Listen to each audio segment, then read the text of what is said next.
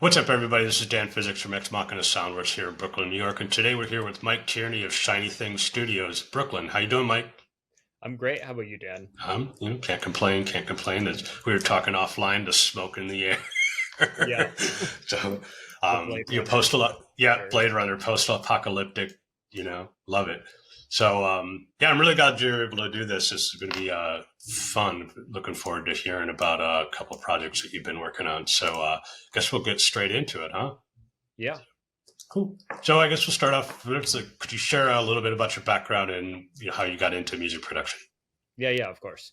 So I think my sort of like background in getting into music production is probably like a pretty familiar story for a lot of people. Where I was a musician. I played bass and guitar in a bunch of bands, and you know, as I got older, sort of like in college, I started getting interested in, having my music recorded.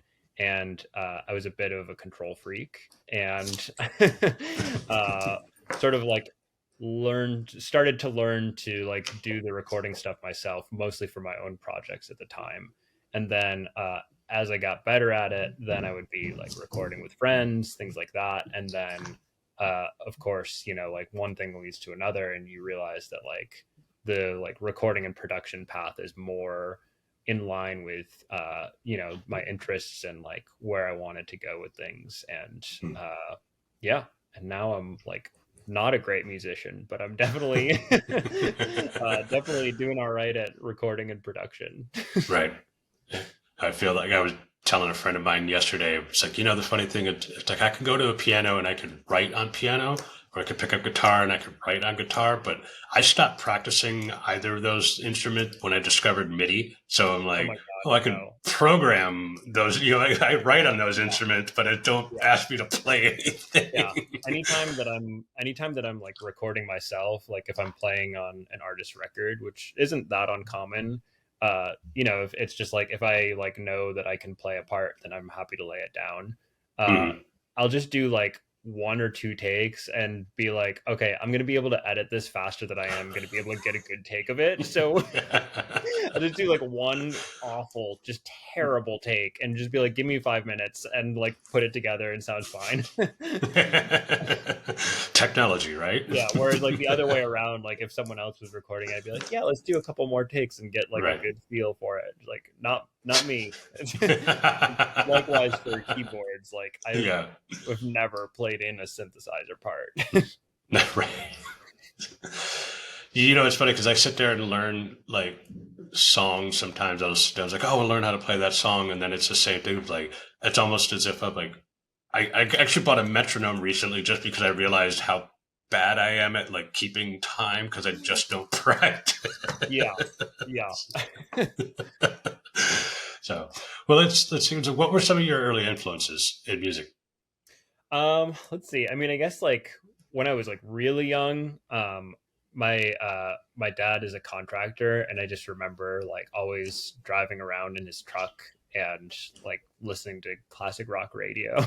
Hmm. So I think like the first band that I can think of that I like really loved was like Black Sabbath. Hmm. Uh Nice. and eventually sort of like as my tastes evolved a little bit more towards like what it is today, getting into like Pink Floyd and a little bit more like heady progressive stuff, and then onto like Radiohead, post rock, things like that, and then kind of like where like those kind of like more arty like rock and like guitar based genres start to meet and blend into like experimental jazz, and where that starts to lead into like post minimalist like written music, and really kind of branching out from there.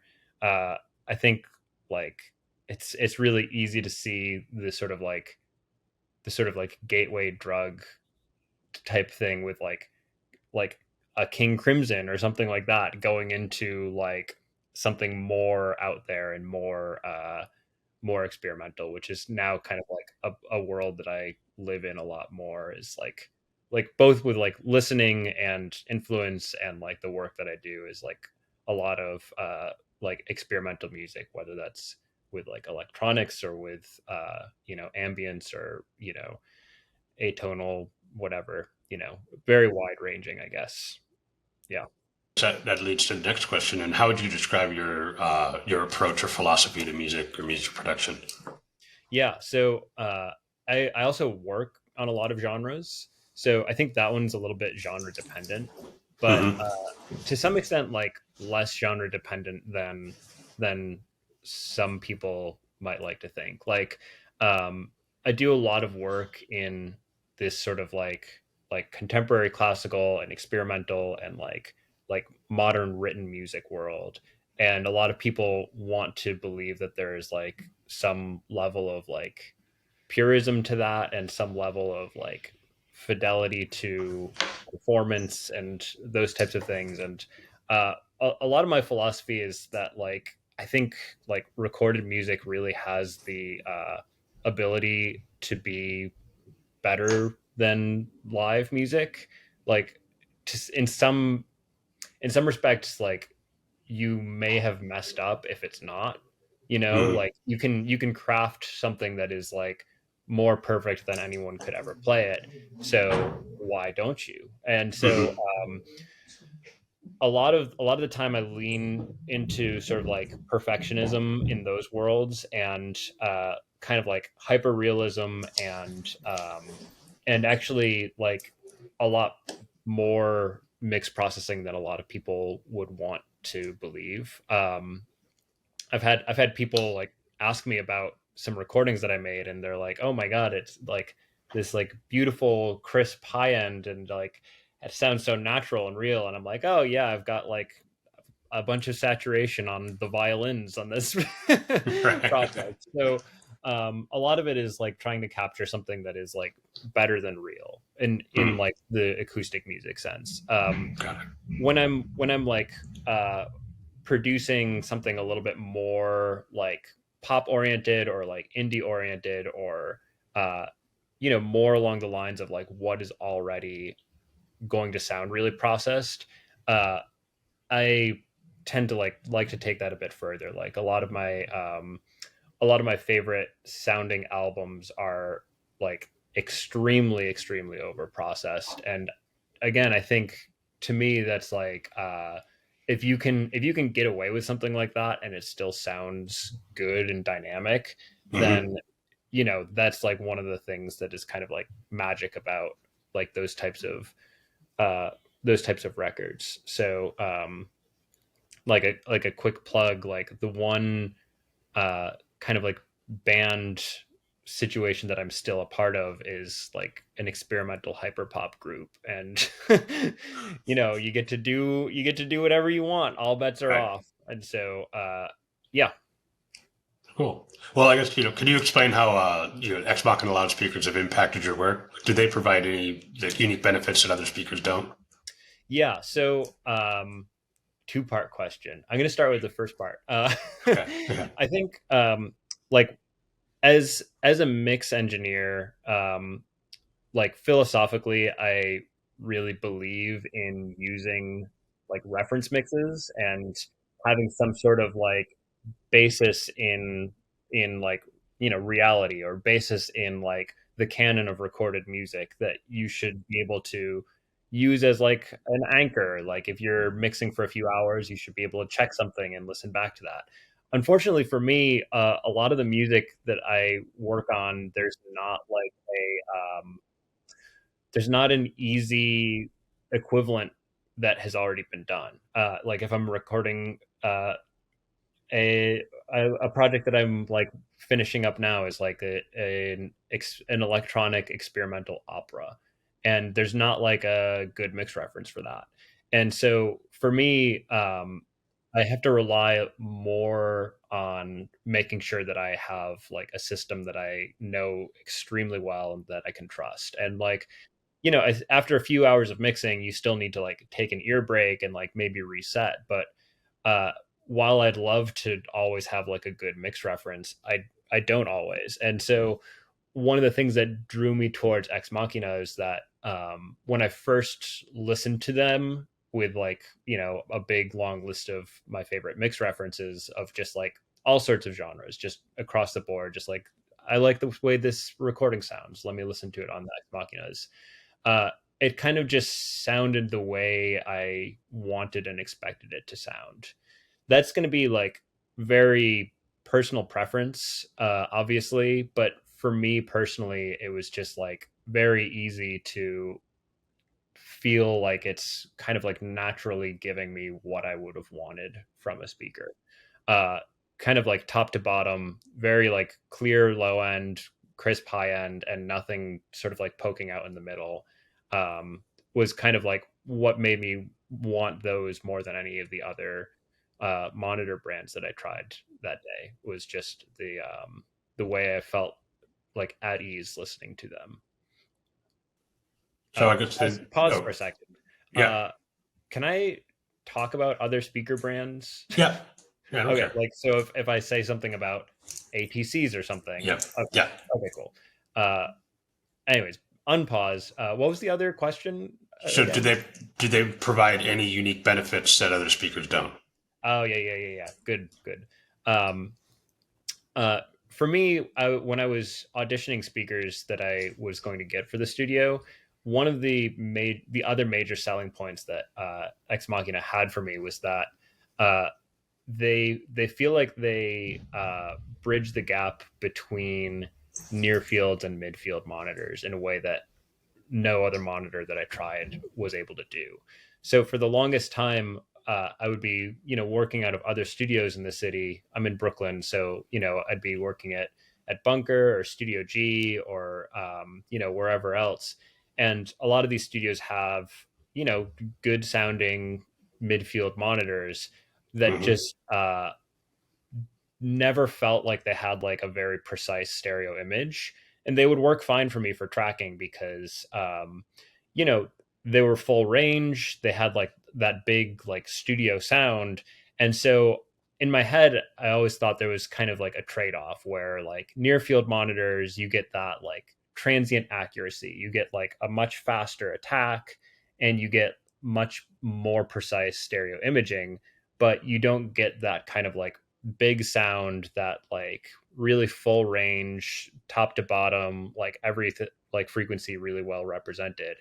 And I was sort of going into this thinking like, okay, I'm gonna have to like get used to having a hazier stereo image because like I wanted to have that like bigger sound in the studio.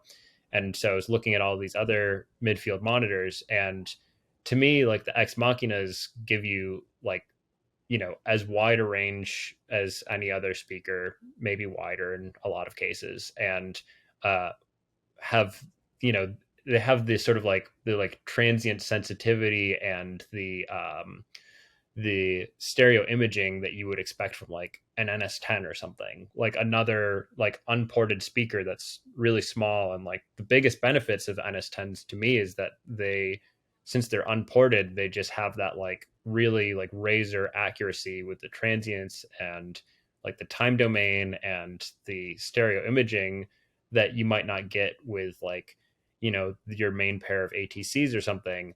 But the Ex Machina, not to compare them to NS10s, but like since they're unported and since they are like so precise with the DSP, you feel that sort of like immediate transient. You feel like the precise stereo image, but you're still getting like this huge low end, these really clear mids, and so yeah, that's the, to me, the most unique part about the Ex Machinas. And just for reference, you have the quasars. Yes, I've got the Mark One quasars. Well, we upgraded those, so you got the Yeah, Mark two 1.5. now, but I'm trying to give myself some cred that I was here early. You know, fair, I don't fair have enough. serial Fair enough. number one, but I like to think that it's certainly less than 50. You are definitely in the early, like the early serial number ranges, if I remember right. I'd have to actually look that up, but pretty sure you are. So, I don't have yeah, my cards weren't even glued in, as you right, pointed right. out when you upgraded. So That's right. That's right. We had to do that, didn't we? yeah. Yeah, it's funny. So I guess we'll move on to can you tell us about a project you're particularly proud of that you worked on and what made it special? Another two-part question. Yeah. So recently, I guess this year, one of the projects that I'm most proud of that came out was uh, the complete collection of Steve Reich's string quartets. And usually, I don't usually do a lot of work where I like record works that have already been recorded. Like in the sort of like classical engineering world, that is like extremely common. You know, people are recording what I fondly call dead white people music, and they love to record like this is the 70th version of this piece that's recorded or something. And to me, I have no interest in that at all. It's terrible. Why would I record the music of someone that's already dead? So Hmm. I really don't work on any of that stuff. But for the Steve Reich album, all of the pieces had been recorded at least once before, but all of them had been recorded in the age of tape, and that's very significant because they're all layered string quartets amongst themselves. So the way that they all work is that there are two pre-recorded string quartets and then there's one live string quartet. That's how it's played live. But when you're recording it, you have to record all three of them, obviously. Hmm. And so the original tape recordings, I mean, it's an unbelievably difficult thing to do, even in digital, right? uh, because they're very, very rhythmic because it's Steve Reich and he loves rhythm. And so the original recordings kind of leave a lot to be desired. And so it was sort of a chance to like work on pieces that are like well known, but that the recordings that everyone knows kind of suck, to be honest. And so it was almost like, you know, we weren't recording them for the first time, but it is kind of like uh, a little bit revolutionary in that they you've never really heard them like this, I guess, is like if I'm being like humble bragging here. And because they're so difficult to record, uh they're really like no one has bothered really trying to do better. And you know, they were also recorded like 10 years apart from each other, the three pieces. So Hmm. you know, this is the first time they're all together. And so it's just been like it was a really long time coming. Like we started it before the pandemic and finished it after. And you know, it took years to do and all this stuff. So it's a lot of things that were really cool and exciting about it. Cool. Very cool. Well, so, and you also recently did a thing with J.G. Thurwell, right? And that was as a result of the Steve Reich stuff? Yeah, yeah. And so the string quartet that I was working with was the Mivos quartet. And after we were working together with these Reich pieces, which are like very difficult on their part, and you know, again, not to just like self congratulate, but are like not easy in the control room either. Uh, After that, they're like, okay, we're gonna make sure that we are working with him as often as possible. And they were planning this other album with JG Thirlwell, who's he's kind of best known for his like experimental tape pieces Right. in like the days of old New York, where you know, he would do these sort of like avant-garde performances and then do these remixes with the likes of like Nine Inch Nails and Swans, who are like huge influences of mine, as I know they are of yours, Dan. Yep. Uh, and so he's like someone that I was well aware of dating back from when I was like getting into experimental music from less experimental music. You know, like we all started listening to Nine Inch Nails when we were teenagers, Right. and it's the best time to listen to them. And sort of like from there, branching out into these like remix artists. And so, you know, working with JG Throwo was really interesting and cool because I also knew him from his like more wild and experimental music days, and knowing that now that he was sort of like he's more recently been like stepping into like arranging in the like acoustic world, and is still keeping it pretty wild and crazy in that world also. It was a great project to work on, and you know, it was just like really cool really great hangs too. Like I love hearing those old stories. He's like talking about hanging out with David Bowie and all those things. And yeah, it's just a Mhm. great project, great guy. And that Yeah, only came out now like a couple weeks ago. So yeah, it's a Dystonia by J.G. Thirlwell and Mivos. nice, very Yeah. cool. So I guess could you share an instance where using the Ex Machina speakers made a big difference in your production or mixing process? Yeah. Let's see. To me, it's like, when haven't they?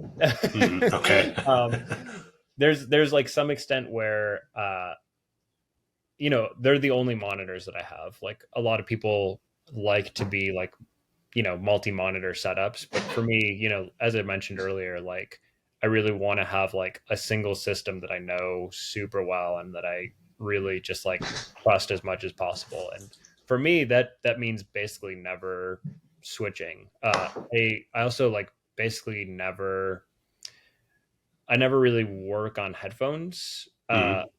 Like a lot of people will do like a lot of mixing on headphones because they're like, yeah, everyone listens on headphones. I'm like, yeah, I mean, I don't know. You can get all of that from the Ex Machinas. Um, I know like when I first got them, for example, this is probably a good a good anecdote for this question actually. When I first got them, I was my plan was like I like set aside like 2 full days of like doing nothing because I wanted to like listen and get used to them and like maybe like tweak the position in my studio and things like that. And on the first of those days, I was like, getting them in, getting them set up, and I like got an email from someone that was like, "Oh my god, we just like recorded this like live jazz album, and the mixer dropped out, and this and that. Could you uh, do you have time to mix this tomorrow?"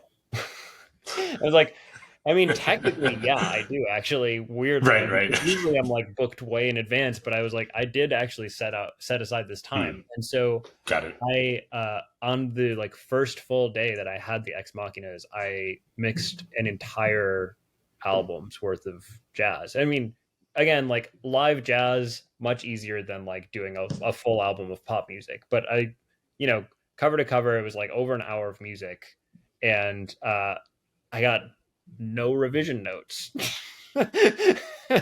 So I was like, all right, okay, all right, Ex Machina. And I mean, like, I wouldn't have said that I was like used to the monitors enough to work on them. But like I said, when I was picking the monitors, it was like, you know, you just got so immediately comfortable with them. And it was like so quick to feel like you could trust them enough to work with them. Mhm. And I think obviously I did still get more used to them than I was then, but it was certainly good enough for that album. Cool. Thanks. But so, are there any upcoming projects that you or collaborations you can share? Yeah, I mean, I mentioned this experimental opera that should be coming out, I think, in a little over a month. So, I mean, I said that it was like partway done, but really it's done. It's just Okay. making its way through the whole industry complex. I think it's going to be a really cool and interesting record. I mean, I know like opera is not exactly the most exciting subgenre of music right now, but like I said, it's got like a lot of electronics going in, and it's got like a lot of like experimental edge to it. And I think I think it's a cool record. I think it's going to do well. Um, Cool. Other than that, I've got some like indie projects that are in the works, but nothing like super like name brand household name situations on the Hmm. coming out. Cool. Yeah, I think that's probably the biggest one right now. Yeah. Cool. Nice. So, I guess we'll ask the fun question. What's the best piece of advice you've ever received in your career, and how has it Yeah. shaped you as a producer? Yeah. Or So, and I never know how to ask that question. Producer, engineer, for anybody for that both. matter. But Yeah, of you course, of you, course. you know what I mean, Everyone's both now. right? Yeah. So, before we like started recording, I was joking about how I had to like prepare this answer, and I think the best advice that I got was it's gonna like, it has like a cheesy start, but like a very practical end, which is like, uh, I one of my first like assistantship jobs was with Alan Silverman, who's also an Ex Machina user now. Uh, Thanks in part to me, I'd like to think, but Yeah. he he used to talk about how the client is always right.